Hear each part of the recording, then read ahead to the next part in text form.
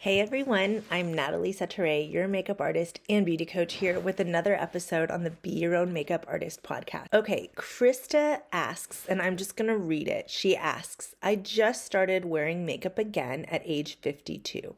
I follow instructions about the order of things, moisturizer, primer, foundation, etc., but my makeup still looks really noticeable. When I put foundation on my nose, it shows all the pores and just seems like it never blends in. Same with highlighter. Please help, in all caps, exclamation point. I'm going to answer a really good question from my Ask Setare page on my website. It is nataliesetare.com/asksetare because I used to be setarebeauty.com. And so it was Ask Setare. And Setare is my middle name. In case you didn't know, it is a Persian name and it means star. And you say it Setare. Now, I'm trying something new today. I am sitting where I normally sit, working where I normally work. And I'm going to record this on video. Hi, if you can see me, and audio.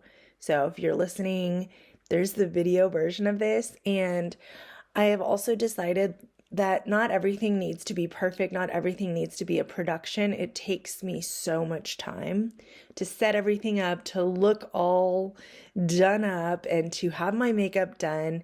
And that has actually been holding me back from creating content for you because I've wanted everything to be perfect. And that is just not something I can do right now in this season of life. And I don't think that you should have the pressure of feeling that you need to do that too to show up.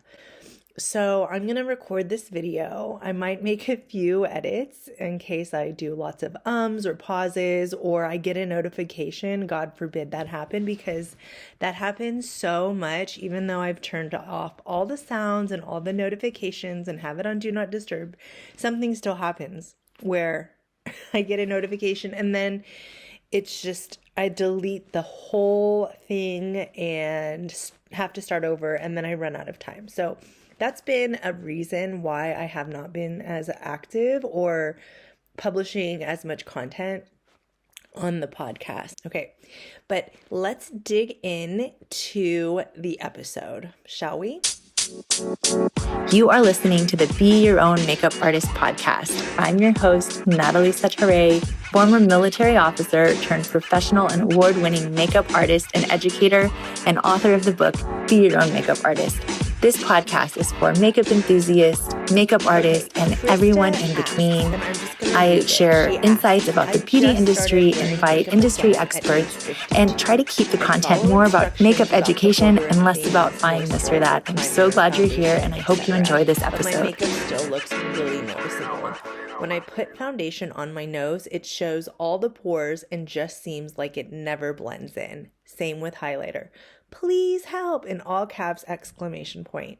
Okay, so I have written a blog post to accompany this, and I'm going to kind of walk you through that blog post.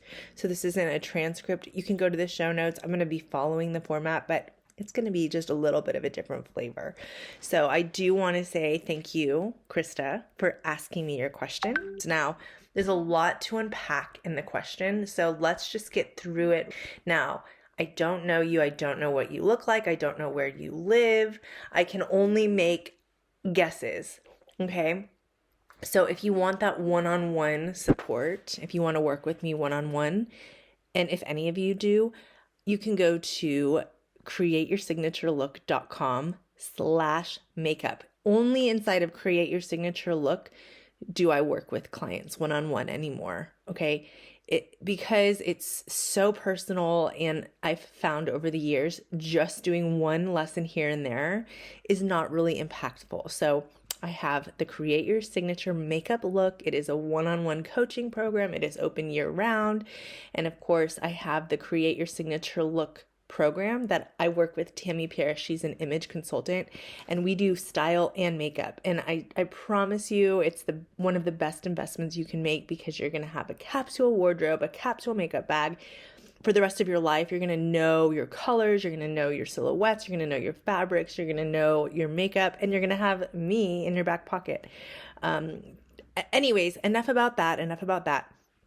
Okay, so let's unpack your question. The first thing you mentioned is that you just started wearing makeup again at 52. So welcome back to the club. I'm not sure how long you were out of the makeup wearing practice.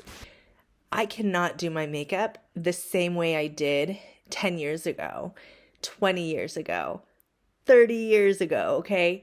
Our makeup changes over time, but if you're trying to do your makeup like you did, let's even say 5 years ago, then we definitely need to make some tweaks. And I'm going to unpack a little bit more. You were saying primer, foundation.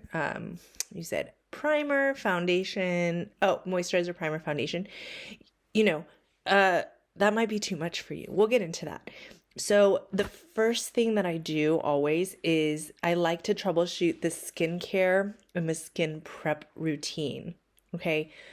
Are you using products that are formulated for your skin type now? Are your products still good? Like if you are just coming back into makeup, are you using your old stuff? Hopefully not. I don't think you are, but you need to make sure that your skin care, that I like to think about it as like brushing your teeth every day. You're brushing your teeth every day. You're taking care of your skin every day in the morning and in the evening. And you know your skin type and you're already doing that. So I'm going to assume that you are doing that. But if you're not, go to nataliesetare.com/skin type, take my quiz. It'll spit you out your results, and then you will also get the full guide. And then I have created little mini skincare routines. Okay, so that's number one. Then there's skin prep. That is preparing your skin for makeup. And that I have a great blog post on that, but I'll touch on it a little bit. Your skincare is like you're brushing your teeth. Your skin prep is like that specific moment in time for that specific day. So maybe it's a summer day and really humid and you didn't get any sleep. So you're dealing with a lot of extra humidity in the air, possible under eye bags, et cetera, et cetera. So that skin prep is probably going to be different than a really long office call day in the winter, right? You're going to prepare your skin differently. Of course, everything needs to be the same formulation. So make sure that you're using the right products and that you're preparing your skin for that day. Let's just use one more example. If you're using your winter moisturizer and it's summer, that's going to be really heavy. And then you're going to put your foundation on top. And is your foundation also formulated for your skin type, right? So after you check your skincare formulations, you need to make sure your makeup is also formulated for your skin. So if you have dry skin and you want a really matte look, but you go and reach for a matte foundation, that makeup is probably not going to look flattering because you already have dry skin, so you don't have that natural shine. And then you put a matte foundation, which is really normally formulated for a more oily skin. It's just going to look dull and it might even feel uncomfortable. So if you want a matte look, you would still use a foundation, maybe not a super shiny or dewy foundation, but you would use a foundation formulated for your skin type, and then you could set it with some translucent setting powder to make sure that there's no shine. So you get that matte effect. Okay, so make sure your makeup formulations are also right for your skin, especially primer. We're going to get to primer, because if you know me any amount of time, you know. So there's going to be an issue with your skincare, your skin prep, or your formulations.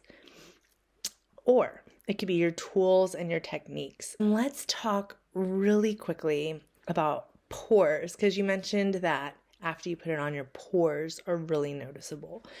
So, everybody has pores, and everybody's pore size is different or are different, right? Pores are personal, and you see your pores because you're putting on your makeup. You're close to your face, you're putting on your makeup, you see it. A lot of times we notice these things and other people don't. Okay. as a makeup artist, as somebody who does this, I can notice when there's too much makeup on, or the makeup isn't right, or it's not flattering. I don't love that word, because what is flattering? That's another podcast episode. But pores are just deeply personal, and we are also used to everything being blurred out. We're used to filters. We've already been acclimatized to beauty filters from our years of growing up looking at beauty advertising and images, but now it's even built into our phones and built into our Zoom calls and all of this stuff. And so you just never see pictures of people with pores unless you look for it. And then you look at it and you're like, ugh.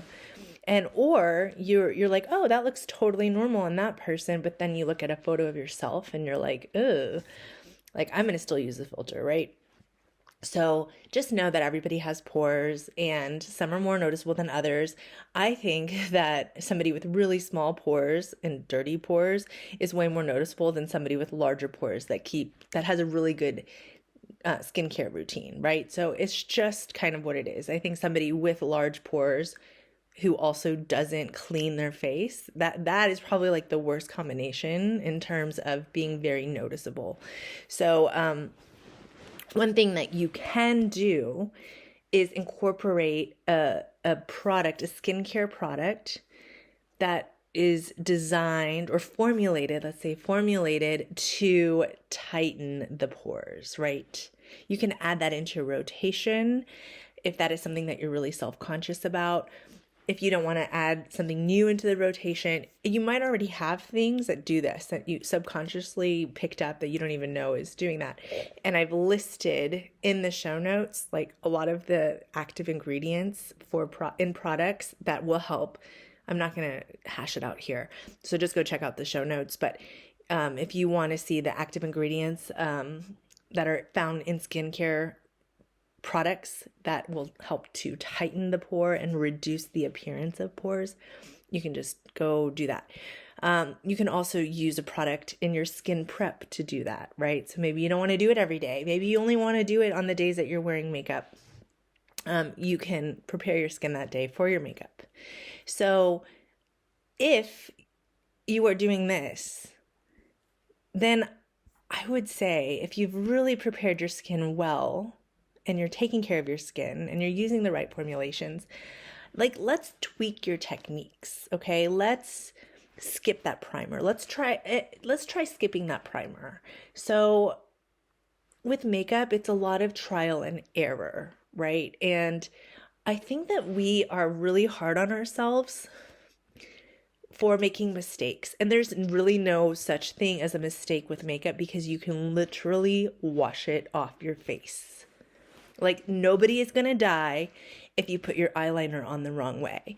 Like the world is not going to crumble if you mess up on your lip liner, or your red lipstick bleeds or, bleeds out. Like at the end of the day, you can wash it off. And it doesn't mean makeup is not connected to your self-worth, right? People take it way too seriously. And when you're learning makeup, just like a child learning how to write letters, like if you're just learning or you're just getting back into it, there's going to be some mistakes to be made. So experimenting and trying different things to get to the solution that we want, that's what we're doing here. So let's just skip that primer. Let's just try that. Step one, let's skip that primer and see what happens, okay? I have a great article also called A Primer and Makeup Primer. I've linked it in the notes. You can read more about primers. A lot of makeup artists, myself included, we skip primer. Okay, skincare plus skin prep is the primer. Also because for me personally, my personal preference is I don't like the feeling of having a ton of products on my face. I don't like that feeling. So if I can still achieve a really flawless, or what's a better word? Let's just say flawless. If I can achieve my flawless makeup application with less products, that's what I want to do. Okay. The second thing is skip that primer and then use half as much foundation that you're currently using. And again, This is assuming that your foundation is formulated correctly. As we age, we need less. And it's not about putting on the same amount of makeup we used to 10, 20, 30 years ago, 40 years ago, 50 years ago. It is about using makeup very strategically. And so foundation is a makeup product designed to even out the complexion of the face. Now, as I'm getting older, as I record this, and you can't see it in the video, again, there is a difference between video and in person and in real life. And even though I'm filming this on a really nice cloudy day with a natural light, you still can't see all of the imperfections. You still can't see the little pimples I have on the side of my cheek. But my nose and my chin and a little bit of my forehead, they're becoming pinker as I'm getting older. Never used to have that, right? This is normal. So that's really the only place that I need to worry about covering out, because the rest of my face is kind of the color that I want it to be. So I want to even it out to match. Some days I don't. Some days I let it be. And so I would start with just half as much and really focus on buffing that product in, using the right tools. You can use I use my fingers a lot in applying makeup. It works for me. I like it. It doesn't take a lot of time. But, when I want a really polished, when I want a really polished finish or makeup application, I will go in with my buffing brush or with a beauty blender or beauty sponge, okay? So I am, as we speak, almost done with my second book. It'll be an ebook to start, but it's going to be the ultimate makeup brush guide. So I want to teach people all about makeup brushes, how to choose them, which ones are right, which ones are maybe not the best idea. So you'll learn what your brushes are, but in this case, my brush would be like a kabuki brush or to buff it in, or a beauty blender type sponge. Okay. And if you skip the primer, you half your foundation, and you're still like not super happy with how it looks, then let's go back. Oh wait, I skipped a step. Then you can build your foundation. So you've done half the amount that you did before. You're still like not super happy. Then you can go in with another light coat of foundation, and buff it in again and see if that helps, right? Building your foundation is something that I teach inside my Learn Makeup in 5 Days course. It's something that people talk about all the time, like build your foundation. It's very buildable coverage, but people don't actually know what that means. A lot of people don't know what that actually means and how to do it. So I demonstrate that in my Learn Makeup in 5 Days course, and you see it. It's pretty cool. It's one of my favorite modules. Okay, because I really walk through the foundation application. And I think I do buff. I think I do demonstrate buffing. But regardless, if you have built your foundation, you've let the foundation sit for a little while, and it's still like, oh, this isn't working, then either the next day or whenever you wear makeup again, or you could just take it all off and start from the beginning, then you can go in with like a light reflecting / blurring primer. Let that sit. And then again, you're only going to put the primer on the area of concern. Okay, you don't need to put primer on the whole face. Unnecessary. I mean, unless you want to, go for it. But a lot of times, we're multitonal in our skin. A lot of us have combination skin. I mean, I have dry skin 90% of the time, but sometimes I'm feeling a little bit more oily or a little bit more acne, or I'm having breakouts. So my skin type changes sometimes day to day, week to week, season to season. So when I'm using a primer, which I do use primers, I don't want to like hate on them. I just don't use them all the time. And it's not part of my, I must use a primer. If I'm going to wear makeup, I must use a primer. No. When I was 15, yes. When I was 20, yes. I am not doing that anymore. Okay, so then you've let the primer sit for like 30 seconds to a minute, right? Primer's going to add some time. Then after it's set, then you can put your foundation on.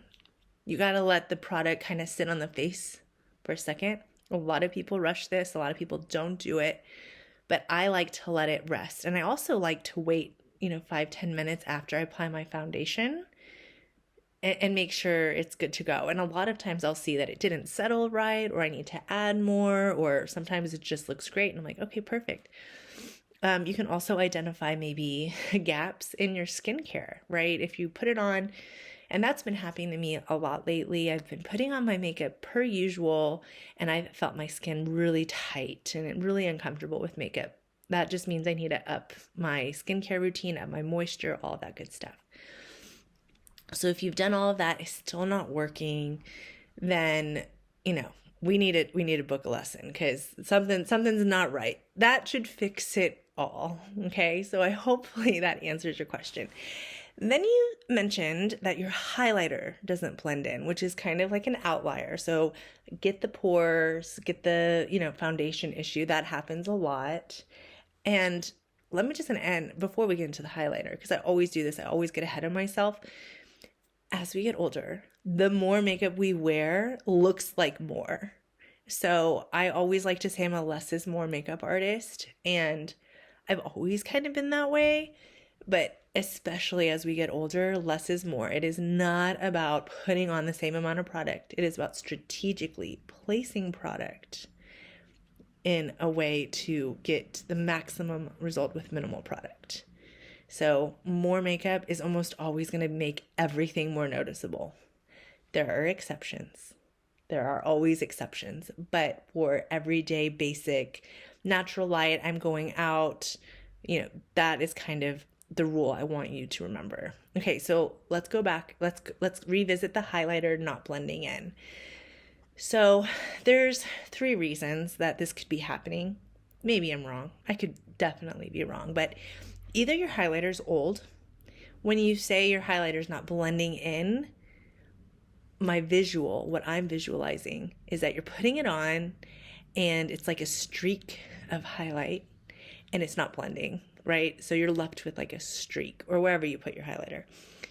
And a lot of times, like if it's old or if it's of poor quality, which is the second reason, it's either old or of poor quality, all your brush is picking up is probably that glitter, that coarse glitter or shiny part. It's not picking up like all the binders, anything that makes it nice and blended. So that's why it's really important to use makeup that's not super old and or poor quality. Now, poor quality does not mean cheap.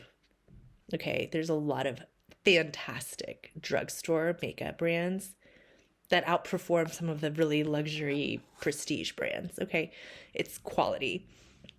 And highlighters are, full of lots of different highlighters, are full of different sparkles and glitters and stuff like that. If it's not blending well, it's either it's old, it's poor quality, or the brush that you're using isn't good. It's got to be one of those 3 reasons. So poor quality, old, or bad brush, it's just not going to blend it. It's going to leave like a streak and all of that good stuff. So maybe try switching out your highlighter. If you need a highlighter recommendation, I don't like to promote my shopping services, but I do have some product recommendation and product shopping services. I will link those into the show notes. I can help you find one that would work great for you. Now, of course, that's just a Band-Aid. I really like to do a whole look, which I do inside of Create Your Signature Makeup Look. But yeah, that's how I think I can answer your question the best. I'm so glad that you're using makeup again. Please don't be discouraged. Makeup is a journey. It is a form of self-expression. And I know that it can sometimes feel really frustrating when you're like, I'm doing it all right. You're doing what the beauty industry has taught you to do, which is use all of these products and buy all of these things and it's going to all work. And it does not take into account season of life, kids, sleep, climate, schedule, lifestyle. It does not take into account this. So it's not you, it's the industry. And just again, if if you need anything, I'm here. I'm a less is more makeup educator, author of Be Your Own Makeup Artist, host of this podcast, and I love answering your questions. So make sure to check out the show notes. I've linked everything there. And I didn't get any note. I think there was only one notification. Maybe you guys heard it. Yeah, if you like this kind of format, let me know. I can do more of these. This is so much easier. And stay beautiful. And until next time.